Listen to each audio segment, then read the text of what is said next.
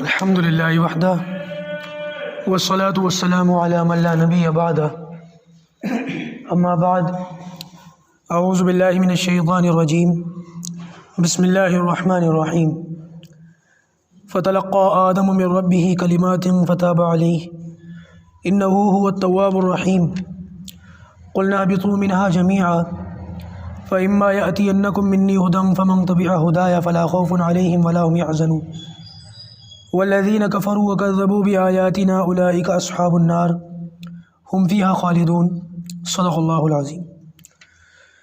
یہ سورۃ البقرہ کی آیت نمبر 37 سے لے کر 39 تک میں نے آپ کے سامنے تلاوت کی ہے۔ اللہ تعالیٰ فرماتا ہے کہ فتلقى آدم من ربه کلمات، حضرت آدم علیہ السلام نے اپنے رب سے چند باتیں سیکھ لیں، فتاب علیہ، اور اللہ تعالیٰ نے ان کی توبہ قبول فرما لی۔ انہ هو التواب الرحیم، بے شک وہی توبہ قبول کرنے والا اور رحم کرنے والا ہے۔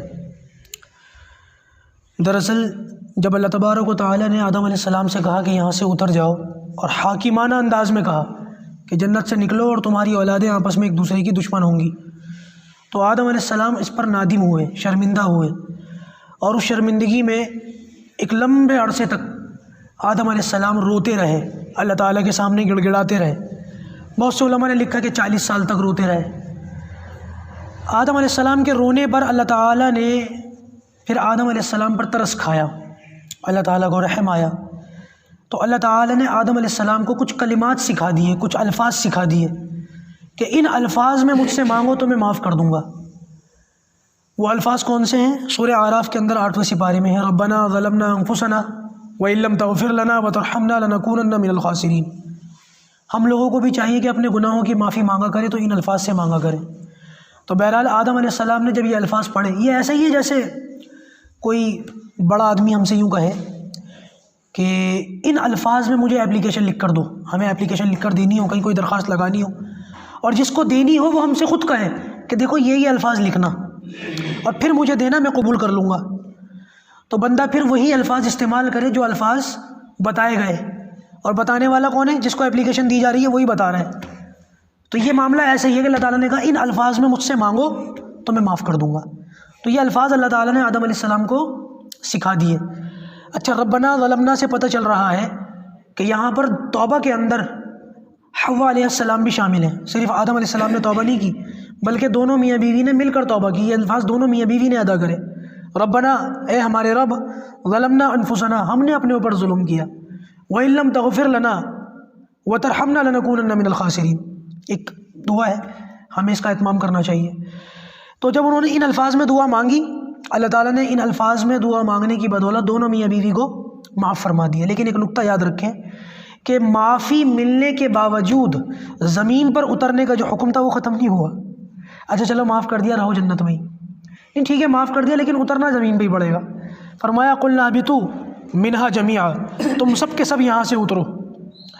اب فرق صرف اتنا ہے کہ پہلے حاکمانہ انداز میں اترنے کا حکم تھا، اب حکیمانہ انداز میں اترنے کا حکم ہے۔ فَإِمَّا يَأْتِيَنَّكُم مِّنِّي هُدًى فَمَن تَبِعَ هُدَايَ، اللہ تعالیٰ سکھا رہے ہیں جب کبھی تمہارے پاس میری ہدایت پہنچے تو اس کی تابع داری کرنے والوں پر فَلَا خَوْفٌ عَلَيْهِمْ وَلَا هُمْ يَحْزَنُونَ، ان پر نہ کوئی خوف ہوگا اور نہ کوئی غم ہوگا۔ خوف علیہم، ان پر کوئی خوف نہیں ہوگا، ولا ہم یحزنون، اور ان پر کوئی غم نہیں ہوگا۔ دیکھیں انسان کے اوپر خوف اور غم، یہ دو الگ الگ کیفیتیں آتی ہیں، اور دونوں کیفیتوں کا خلاصہ یہ ہے کہ انسان کو خوف کب ہوتا ہے کہ جب انسان کے پاس کوئی نعمت موجود ہو اور اس انسان کو اس نعمت کے چھن جانے کا خطرہ ہو کہ کہیں یہ نعمت مجھ سے چھن نہ جائے۔ اس نعمت کے چھن جانے سے پہلے اس کے جانے کا جو خوف ہوتا ہے نا، جو اس کے جانے کا جو خطرہ ہوتا ہے اس کو خوف کہتے ہیں کہ یہ نعمت مجھ سے ختم نہ ہو جائے، اور غم کہتے ہیں جب وہ نعمت چھن جاتی ہے تو چھن جانے کے بعد جب انسان کو افسوس ہوتا ہے اس کو غم کہتے ہیں۔ اللہ تعالیٰ نے دونوں باتوں کی نفی فرما دی کہ میری طرف سے جو ہدایت پہنچے گی پھر جو اس پر عمل کرے گا نہ اس کو خوف ہوگا نہ اس کو غم ہوگا۔ اللہ تعالیٰ دونوں کیفیتوں سے اس انسان کو بچا لیں گے۔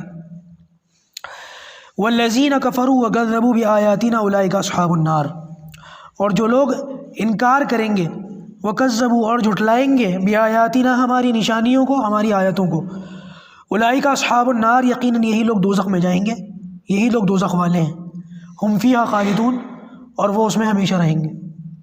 کہ ہدایت ملنے کے بعد، اللہ تعالیٰ کی طرف سے کوئی بات آنے کے بعد جو لوگ اس پر عمل نہیں کریں گے، جو لوگ ان باتوں کو نہیں مانیں گے، تو اللہ تعالیٰ ان کو ہمیشہ کی جہنم کے اندر ڈال دیں گے۔ اللہ تعالیٰ سے ہمیشہ دعا کرنی چاہیے اور کوشش بھی کرنی چاہیے کہ اللہ پاک اپنے ان بندوں میں ہمارا شمار فرمائے جن سے اللہ راضی ہوگا قیامت کے دن۔ یہ جو کہا نا ان پر خوف نہیں ہوگا اور ان پر غم نہیں ہوگا، یعنی کہ میں نے بتا دیا خوف اور غم کس کو کہتے ہیں، لیکن اس آیت میں آخرت کی جو بات ہے نا، آخرت کا جو معاملہ ہے وہ نہیں ہے۔ آخرت میں سب کو ڈر لگے گا، آخرت کی ہولناکی ایسی خطرناک کہ تعرج الملائکۃ والروح الیہ فی یوم کان مقدارہ 50,000 سنہ، سورج سوا نیزے پر ہوگا، زمین تانبے کی ہوگی، اور سارے انسان ننگے کھڑے ہوں گے، جسم پر کوئی کپڑا نہیں ہوگا۔ اور موسیٰ علیہ السلام سے فرمائیں گے موسیٰ علیہ السلام کہ آج اللہ تعالیٰ کو ایسا غصہ ہے کہ ایسا غصہ اللہ تعالیٰ کو نہ پہلے کبھی آیا نہ آئندہ کبھی آئے گا، اللہ اتنے غصے میں ہے، اور 50,000 سال کے برابر کا یہ ایک دن ہوگا۔ آپ سوچ سکتے ہیں کہ کتنی خطرناک بات ہے۔